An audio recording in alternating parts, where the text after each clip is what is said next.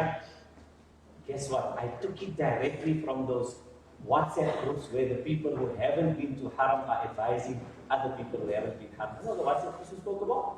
I took this image directly from them. You know why? Because passing around this image now in 2023 means you are so lost here. Because the accommodation in Medina Munawwara and the offerings in Medina Munawwara have changed. This is an image of only the hotels behind Masjid al-Nabawi sallallahu alaihi wasallam. Next slide. This is an image of good standard accommodation that's in front of Masjid al-Nabawi sallallahu alaihi wasallam. You see how the previous image does you injustice? It tells you and gives you an understanding that, hold on, these are the only choices. No, these are not the only choices.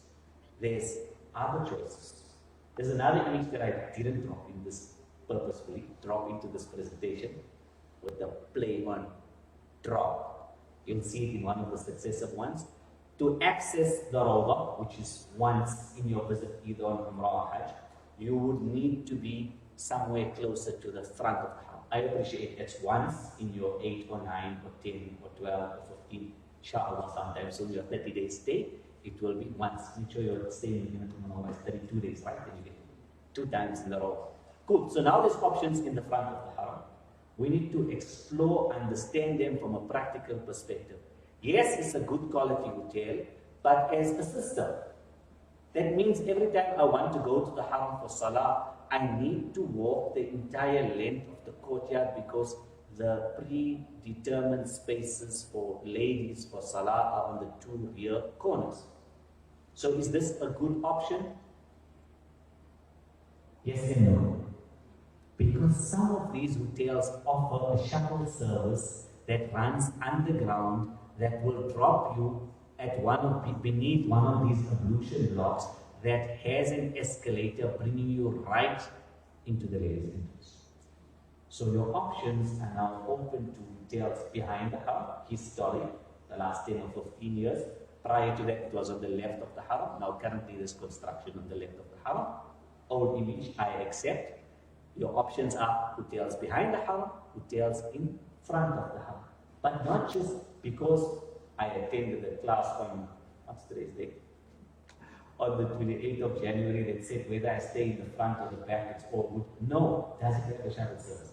Does the shuttle service run regularly? Will it drop me at one of the designated, subhanAllah, ablution blocks for ladies, close to the ladies' entrance of the Haram? It's a consideration. Guess what? In peak season in December, the newest 5-star hotels in front of the Haram were cheaper than all the historic 5-star hotels at the back of the Haram. Why?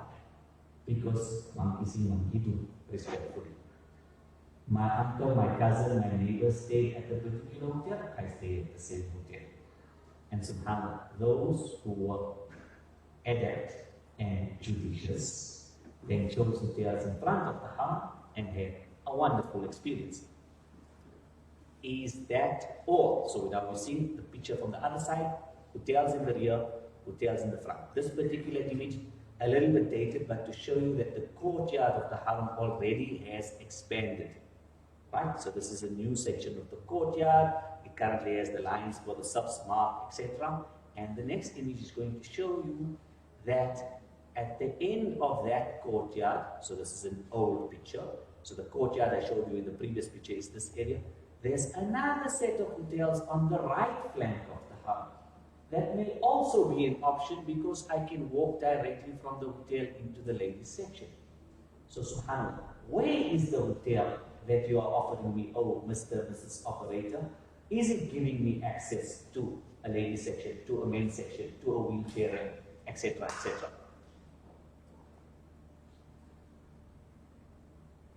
Okay, so these facilities exist in most of the 4 and 5-star hotels. Do I have specific needs as someone traveling for Hajj? Or because everyone said, and I'll say it with incorrect grammar, right? Because that's the way it's normally expressed in our community. You must just suffer. So now I must just accept whatever. No, subhanAllah.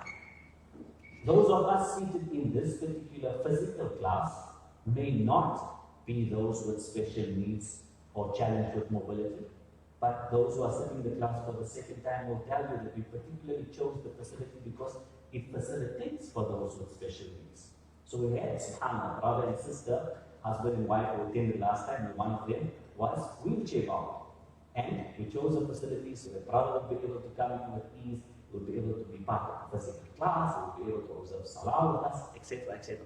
Facilities exist, we need to query, not just, oh, we'll make a plan, inshallah, and see what we can do with Hajj and Masala. No.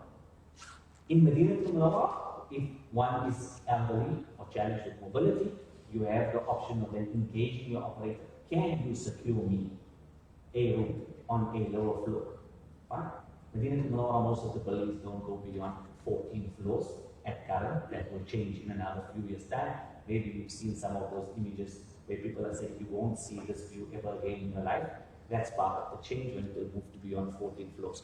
And then subhanAllah, transport options in terms of mobility for people who are elderly. Also, an etiquette for all of us who are able-bodied, who Allah has granted siha, and may Allah subhanahu keep us all with afiyah. May not just a mental note, a physical note.